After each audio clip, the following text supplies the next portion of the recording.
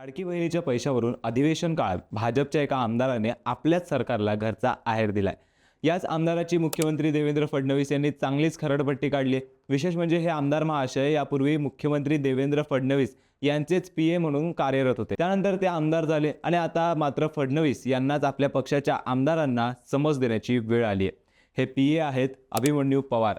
तर कोण आहेत अभिमन्यू पवार आणि कसा राहिला त्यांचा एकूण प्रवास, याबद्दल आपण या व्हिडिओमधनं सविस्तर जाणून घेऊयात. नमस्कार, मी अर्णेश जोशी आणि आपण पाहतायत कट टू कट. राज्याचे सध्या हिवाळी अधिवेशन सुरू आहे. हे अधिवेशन चांगलेच गाजतंय. पण या अधिवेशनात औसा मतदारसंघाचे आमदार अभिमन्यू पवार यांना मुख्यमंत्री देवेंद्र फडणवीस यांनी झापल्यामुळे चर्चेत आलेत. यांचं झालं असं की अभिमन्यू पवार यांनी अवैध दारू विक्रीचा मुद्दा उपस्थित करत लाडक्या बहिणींचा उल्लेख केल्याने मुख्यमंत्र्यांचा संताप अनावर झाला. अभिमन्यू पवार यांनी त्यांच्या जिल्ह्यातील अवैध दारू विक्रीचा मुद्दा सभागृहात पोटतिडकीने मांडला. आमच्या महिला भगिनी मद्य विक्री बंद व्हावी यासाठी लढतात. अवैध दारू विक्रीवर आळा बसावा यासाठी आमच्या लाडक्या बहिणी आवाज उठवत आहेत. अवैध दारू विक्री हे आमच्या लाडक्या बहिणींचे मोठे दुःख आहे. सरकारने या संदर्भात बैठक घेतली होती आणि कारवाईचे निर्देश देखील दिले होते. आम्ही महसूल विभाग, अन्न व औषध प्रशासनाला या संदर्भात कळवले. विधानसभा अध्यक्षांनी या संदर्भात निर्देश देऊनही या प्रकरणी कारवाई झालेली नाही. हा अत्यंत चिंतेचा विषय. याकडे सभागृहाने लक्ष द्यावे असे अभिमन्यू पवार यांनी सभागृहाला सांगितले. अभिमन्यू पवार यांच्या आधी लाडक्या बहिणीचा उल्लेख केल्याबद्दल फडणवीस यांनी विरोधकांनाही चांगलेच फैलावर घेतले होते. मात्र त्यानंतर 5 मिनिटांनी पवार यांनी लाडक्या बहिणीचा संदर्भ दिल्याने मुख्यमंत्री चांगलेच वैतागले. ते म्हणाले, मी सभागृहातील सदस्यांना पुन्हा एकदा सांगतो की प्रत्येक गोष्टीत लाडकी बहीण योजना आणू नका. लाडकी बहीण योजनेच्या विरोधात जाऊ नका, अन्यथा घरी बसावे लागेल. प्रत्येक गोष्टीत लाडकी बहीण योजना आणायला काय अर्थ आहे? लाडक्या बहिणीचे पैसे चालूच राहणार आहेत. ही योजना चालू राहील. या योजनेची दुसऱ्या योजनेशी तुलना करता येत नाही. विधानसभा अध्यक्षांनी काही निर्देश दिले असतील आणि त्याची अंमलबजावणी झाली नसेल तर ती आता तातडीने केली जाईल. तसं पाहायला गेलं तर अभिमन्यू पवार हे एकेकाळी फडणवीसांचे पीए होते आणि लातूर जिल्ह्यातील औसा मतदारसंघातून त्यांना 2दा आमदारकी मिळाली. त्यामुळे चर्चेत आलेले हे अभिमन्यू पवार कोण आहेत हे आपण जाणून घेऊया. तर अभिमन्यू पवार यांचा जन्म 1 जुलै 1971 रोजी औसा तालुक्यात झाला. अभिमन्यू पवार यांचे वडील दत्तात्रय पवार हे संघाचे ज्येष्ठ कार्यकर्ते आहेत. त्यांच्या वडिलांनी वनवासी कल्याण आश्रम येथे राष्ट्रीय स्वयंसेवक संघ प्रचारक म्हणून सुमारे 15 वर्षे पूर्ण वेळ काम केले. आई पार्वतीबाई यांनी राम जन्मभूमी आंदोलनात कारसेवक बनून अयोध्या नगरीत कारसेवा बजावली होती. त्याचप्रमाणे अभिमन्यू पवार लहानपणापासूनच संघाचे सदस्य होते. त्यांच्या प्रत्येक कार्यक्रमात त्यांचा सहभाग असायचा. त्यांनी लातूरच्या दयानंद वाणिज्य महाविद्यालयामधून वाणिज्य शाखेतून पदवीपर्यंतचं शिक्षण केलं. सावित्रीबाई फुले पुणे विद्यापीठातून वैयक्तिक व्यवस्थापन विषयामध्ये पदव्युत्तर पदवी घेतली. त्यानंतर त्यांनी शिक्षण पूर्ण केल्यानंतर राजकारणात सक्रिय होण्यापूर्वी ते 2014 ते 2019 या काळात तत्कालीन मुख्यमंत्री देवेंद्र फडणवीस यांचे पीए म्हणून कार्यरत होते.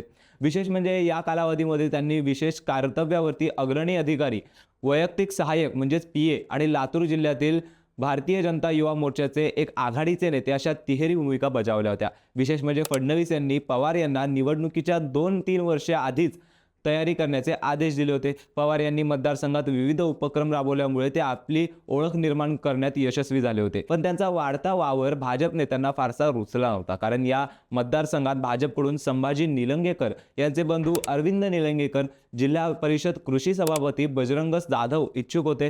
माजी आमदार दिनकर माने हे सुद्धा या मतदारसंघात इच्छुक होते. मात्र अभिमन्यू पवार यांची उमेदवारी जाहीर झाल्यानंतर या नेत्यांनी सुरुवातीला नाराजी दर्शवली. पण फडणवीस यांनी त्यांच्याशी चर्चा करताच नाराज नेत्यांनी नंतर पवार यांना बिनशर्त पाठिंबा जाहीर केला. माने यांनी तर आपली संपूर्ण ताकद त्यांच्या मागे उभी केली होती. तसं पाहायला गेलं तर या मतदारसंघाचे 2009 साली पुनर्रचना झाली. त्यावेळी हा मतदारसंघ शिवसेनेकडे होता.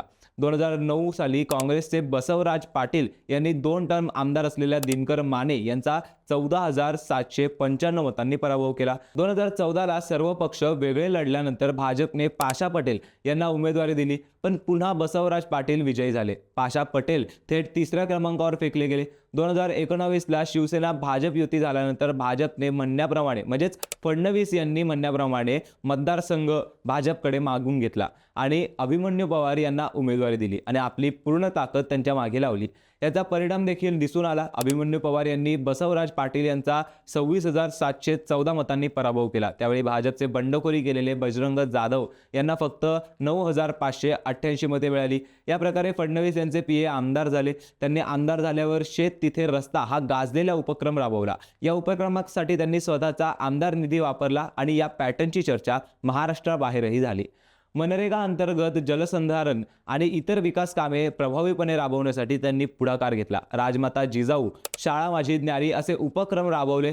अभिमन्यू पवार हे प्रामुख्याने त्यांचा शेत तिथे रस्ता आणि महाअटल आरोग्य शिबिर यासारखी विधायक आणि कार्यक्षम कामासाठी ओळखले जातात.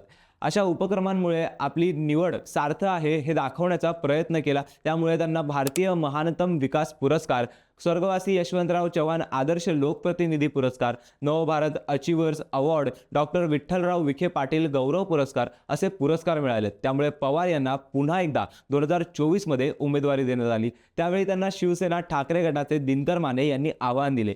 यावेळी पवार यांनी माने यांचा 33,462 मतांनी पराभव केला. त्यामुळे पवार यांनी आपले चांगले बस्तान बसवले आहे. औसा मतदारसंघाचे भाजप आमदार अभिमन्यू पवार यांनी विधानसभा निवडणुकीपूर्वी बंद पडलेला किल्लारी साखर कारखाना सुरू करण्याचा शब्द दिला होता. वर्षभरातच हा शब्द पूर्ण करत अभिमन्यू पवार यांनी कारखान्यातून निघालेले पहिले साखरेचे पोते दंडवत घालत नीलकंठेश्वराच्या चरणी अर्पण केले. किल्लारी कारखाना गेल्या अनेक वर्षांपासून बंद होता. तो सुरू करण्यासाठी अभिमन्यू पवार यांनी प्रयत्न केलेले आता प्रत्यक्षात कारखान्याचे बॉयलर पेटले आहे. अभिमन्यू पवार हे बाहेरच्या कुठल्या वादापेक्षा सभागृहातील वादामुळे चर्चेत राहिलेले. त्यामुळे थेट मुख्यमंत्री फडणवीस यांनी त्यांना झापले आणि ते चर्चेत आले. पीए आमदार आणि खासदार होण्याची ही पहिलीच वेळ नाही. याआधी देखील अशी अनेक उदाहरणे आहेत. यात पहिले आहेत शरद पवार यांचे पीए राहिलेले दिलीप वळसे पाटील.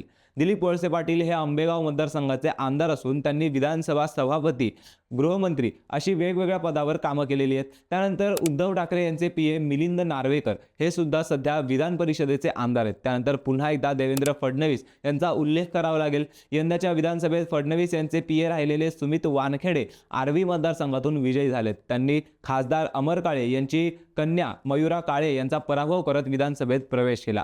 या यादीत हे नाव येणार नाही, पण मुख्यमंत्री देवेंद्र फडणवीस यांचे खासगी सचिव असलेले विद्याधर महाले यांच्या पत्नी श्वेता महाले या चिखली मतदारसंघाच्या आमदार आहेत. त्यामुळे नेत्यांचे पीए पुढे जात आमदार, खासदार, मंत्री सुद्धा झालेले आहेत आणि बऱ्यापैकी यश देखील मिळवत आपली ओळख निर्माण केली आहे. त्यामुळे तुमचं या विषयावरती मत काय, कमेंट करून नक्की सांगा आणि अशाच रोजच्या घडामोडींसाठी कट टू कटला नक्की सबस्क्राईब करा.